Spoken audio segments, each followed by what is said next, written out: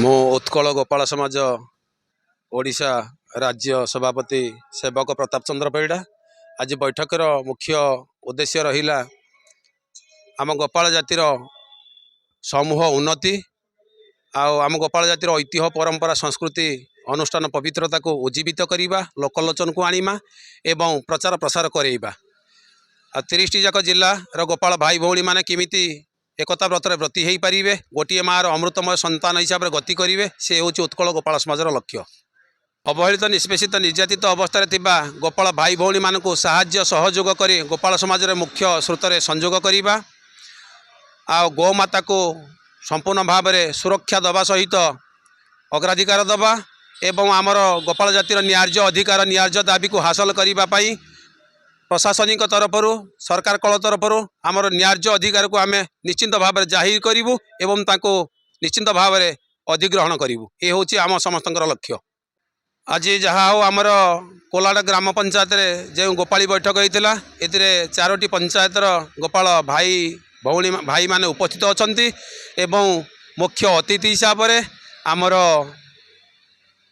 धर्मानंद सेनापति महोदय जी कि आमर ढेंकानाल जिला हिंदोल ब्लॉक रू आछंती एवं आकर्षण विषय वस्तु आमर जिला सभापति श्रीजुक्त चरण बेहेरा महोदय एवं मोहरपाल ब्लॉक संपादक श्रीजुक्त बलराम बेहेरा महोदय से तत्वावधान आज गोपाली सभा हो पारी।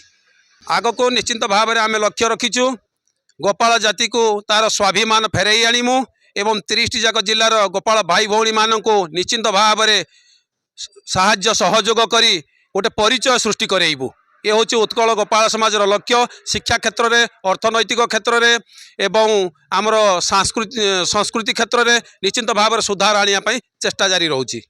अनुगुल उत्कल गोपाल समाज अनुगुल जिलार सभापति चरण बेहेरा आज बैठक कोलाड पंचायत रे मोहरपाल ब्लॉक अनेक पंचायत भाई मैंने आछंती तथा आठमल्लिक भाई आमर आठमल्लिक ब्लॉक हिंदोल ब्लॉक धर्मानंद भाई।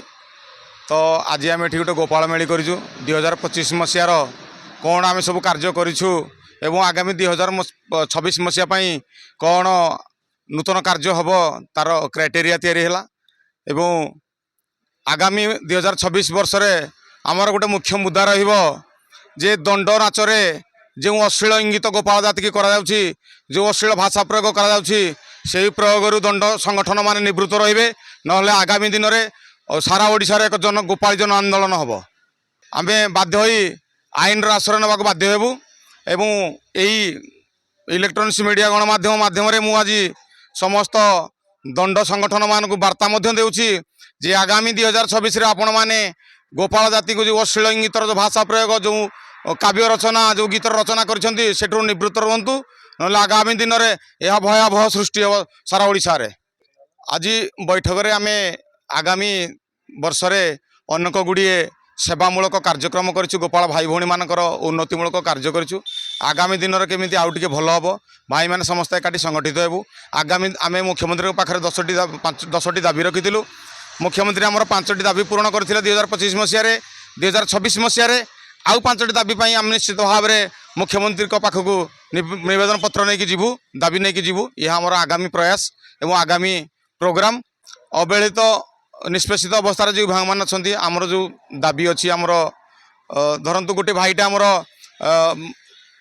पाइपार वार्धक्य भत्ता कि कौन भत्तार निवृत्त रोची जहाँ सरकार जहाँ नीति नियम अच्छी जहाँ पाइबार जो सुबंदोबस्त कर जो मैंने से वंचित रोचे आम नहीं कि सरकारी स्तर में केमी अनुदान पाइपर सहयोग करूँ ता भर जो शिक्षित भाईटी पाठ पढ़ाई हैरान हो तार आर्थिक अभाव रोचे अर्थर साहाय्य मिल पार नहीं यही संगठन से मुख्य स्रोत सामिल कर पाठ पढ़ाई निश्चित भाव में आर्थिक साहाय्य कर जो भौणी बाहागर हो पारुनी तार आर्थिक बाधक साजुची से केमी बाहागर करवा। मेडिकल केस जो गोपाल भाईटी आमर मेडिकल पड़ी तार आर्थिक अभाव से मेडिकल सुविधा पाई पार नहीं कि तार शिक्षार अभाव मेडिकल जो सुविधा अच्छी से सुचारू रूप से परिचालन कर पार नहीं।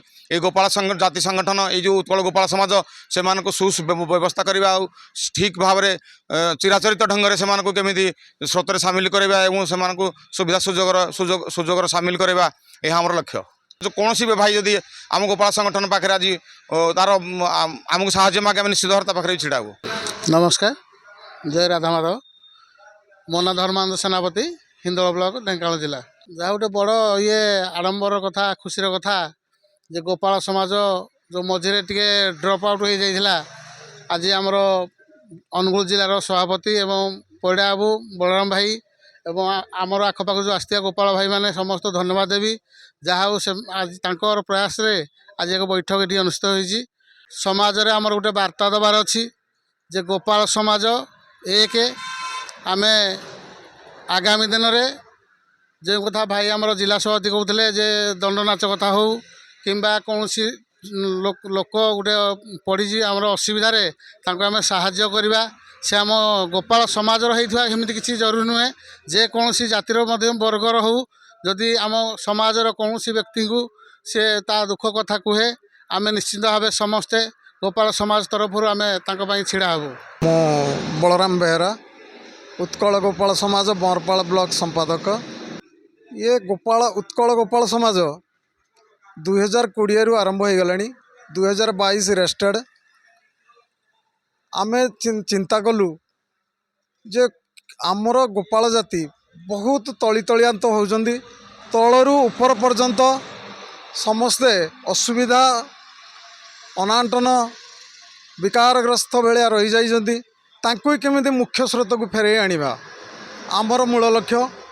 ଆଉ ସାରା ରାଜ୍ୟରେ, ଖାଲି ମୁଁ ବଁରପାଳ ବ୍ଲକର ସମ୍ପାଦକ ହେଲେ ବି ମଧ୍ୟ ସାରା ରାଜ୍ୟରେ କେମିତି ଗୋପାଳ ଏକତା ରହିପାରିବ, ତେଣୁ ଆମର ସ୍ଲୋଗାନ ଅଛି ଗୋପାଳ ଏକତା ଆମର ଲକ୍ଷ୍ୟ।